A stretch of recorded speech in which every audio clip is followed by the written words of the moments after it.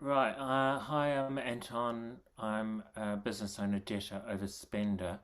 I'm not getting great reception here, so I'm not sure if you can hear me or whether I'm cutting in and out. Anyway, at my end, you're all kind of cutting in and out. But anyway, I'll stem into it. Um, so, step three, made a decision to turn my life, my will over to the care of God as I understand them. That's been a progressive thing for me. It is something that I do every day, and I really feel God in my business life. And so, all throughout the day, I'm handing my situation over, my business relationships, my numbers.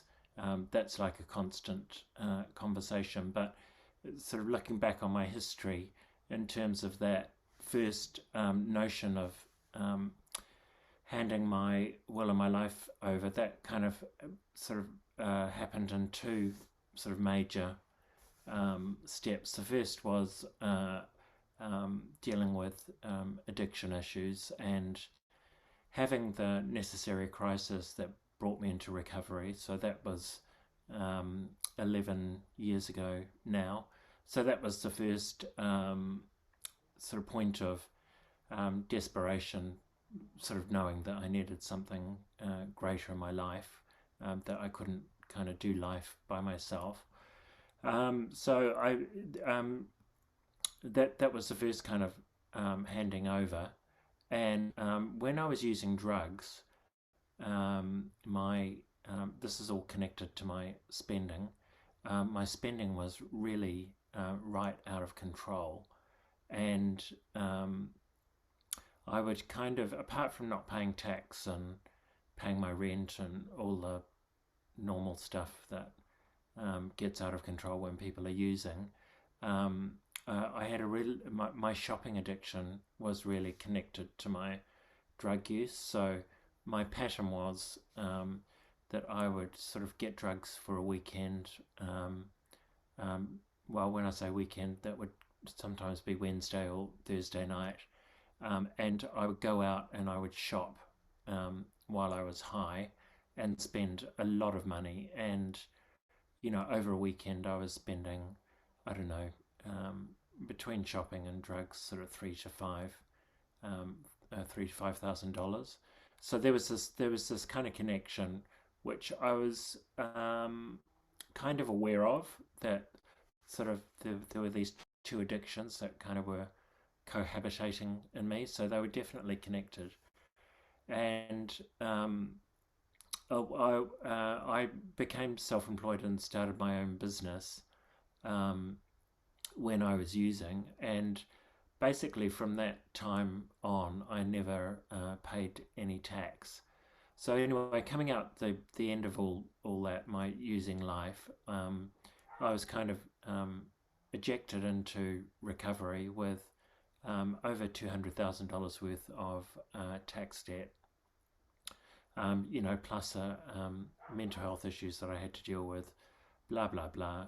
So the first year was kind of recovery was really coming to terms with that crisis, and then kind of methodically working through what are the issues that I need to deal with. And first of all, it was the addiction and sort of underlying depression.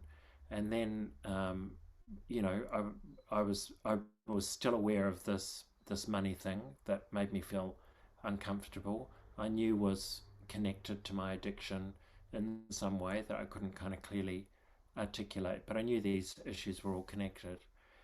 And I think the thing that finally got me into DA was, which I learned about through my NA sponsor, um, was the vagueness. And I kind of thought, oh yeah, it might be for me. Looked at the website, maybe it's not. But I went to Australia for work, and I was using a credit card, and I thought I'd put like $1,000 on there, and I got back to New Zealand, and there was $4,000 on this credit card. So it was kind of, I recognized the passion of the vagueness seeing the debt there, and um, sort of um, the kind of rush of shame and guilt and panic. I mean, I had money to pay the credit card off, but that kind of wasn't the point. It was more like, actually, I don't know how to manage money. That was the fundamental thing. Like with drug addiction, it was like, I don't know how to do life. With my spending, it was, I don't know how to do money. So I came into Debtors Anonymous probably 8 years ago, and started working the program, which I've worked very imperfectly over the years. I've slid, well, I was going to say I slide in and out of solvency. It depends how you define solvency, and um, um, yeah, but um, I've accumulated more debt over that period because of um, uh, um, a business crisis where lost a whole lot of money over a project.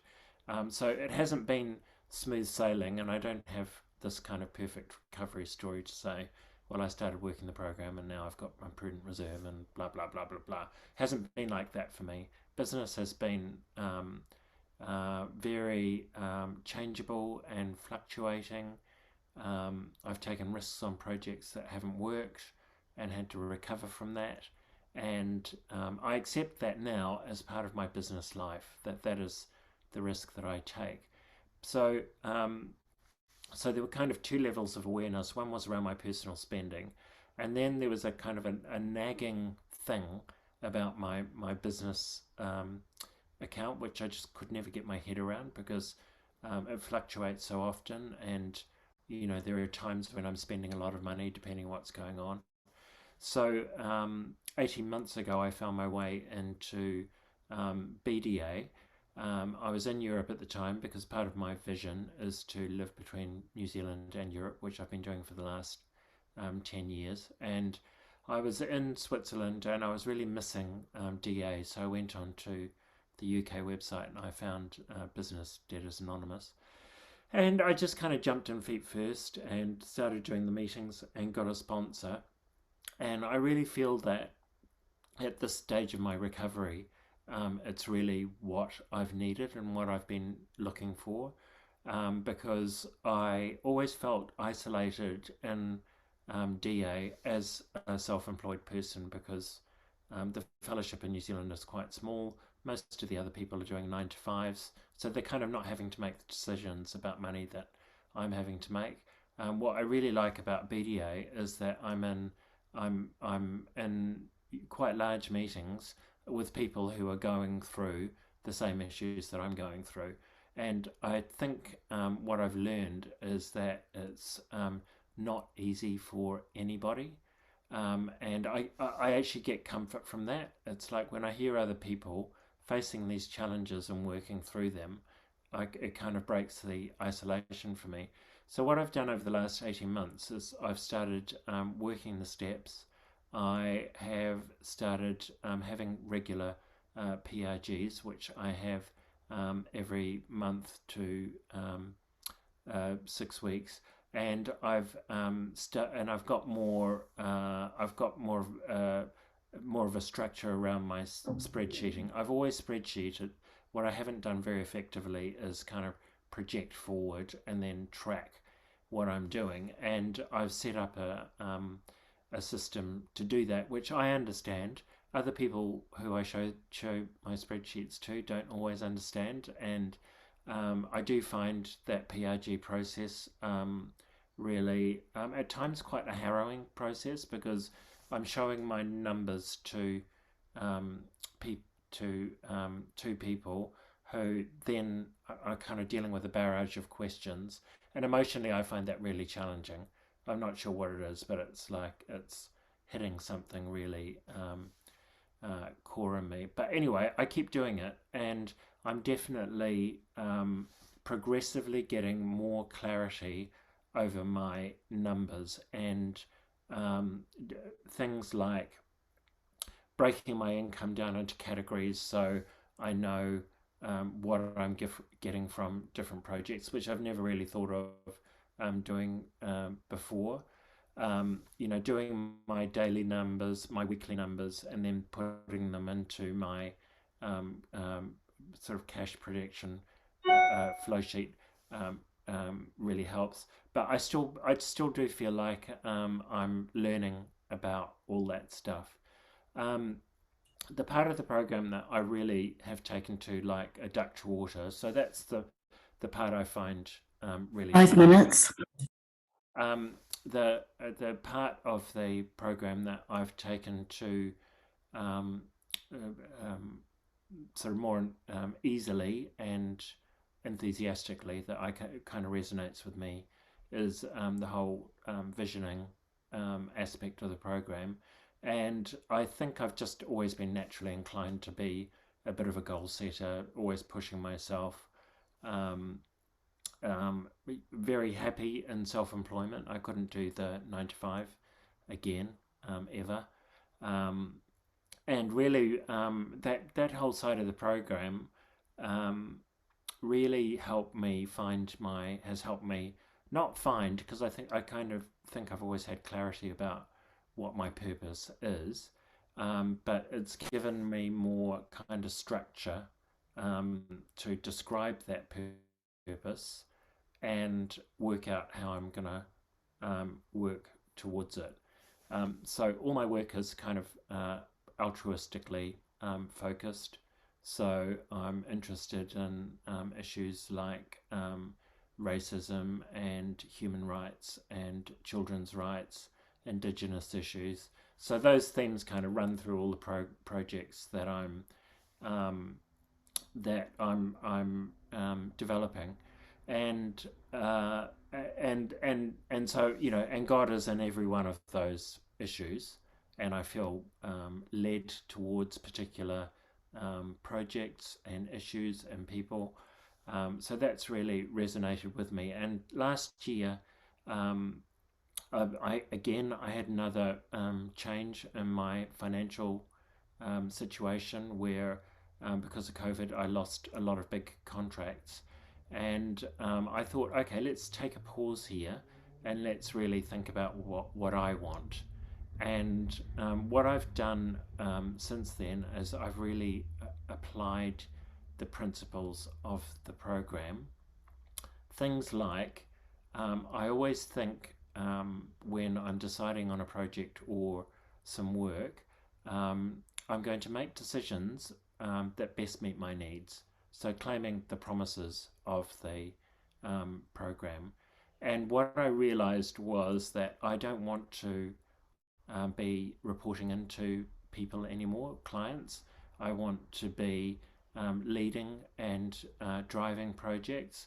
So, what I've changed is that rather than being a contractor, I now say to the client, this is the product that I'm going to develop for you, and here's how much it costs. And it's really changed the dynamic of the relationship. Um, so the first thing I'm always thinking is, does this meet my needs? And then the second thing, the second promise I've really been applying is I value my goods and services and price them accordingly. And I really take my time over pricing jobs because I want to. Because I am really secure about my value in terms of being a leader in the areas that I work in. And I'm also not afraid to go back to a project and say, I'm revising the budget because of these situations. So that's been another aspect of the 10 program minutes. that I've been applying. And then finally, the most important promise that I've really been applying is detaching myself from difficult personalities. And I have worked with some horrible people over the years, and been micromanaged and bullied, and I really got to the point where it's just I'm just too old for this. I don't want to be dealing with these people anymore. So I'm also very careful about who I partner with, and if I sense that there may be some difficulties, I make sure that I'm in the driver's seat, that I'm dictating or articulating the terms of the engagement. So I feel very in my program. I feel very in my numbers, and I feel very in God's will.